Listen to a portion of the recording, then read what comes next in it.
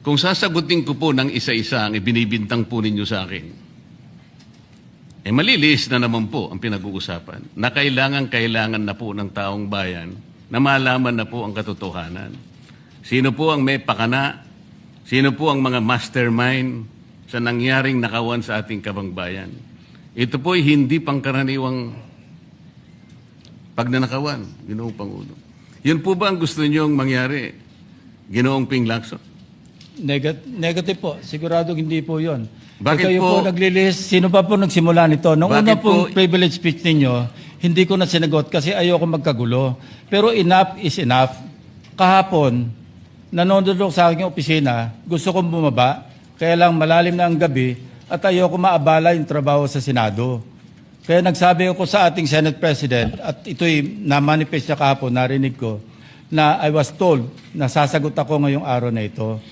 Wala pong gustong maglihis sa usaping flood control. Ako nga po, very passionate po ako dyan, mulat sa pool. Wala po kayo rito. Ako po'y talagang lumalaban sa korupsyon. Pagdating sa national budget, pagdating sa lahat ng usapin, hindi nyo po matatawaran ang aking hangarin, maituwid ang lahat ng katiwalian dito sa ating bansa dahil hindi po tayo muusad. Pero enough is enough. Patuloy po kayo sa pag-atake sa akin. Balikan nyo po, res ipsa loquitur. Andyan po lahat eh. Wala po ko inimbento. Salita nyo po lahat yan eh. Sabi nyo, iniinsulto ko kayo.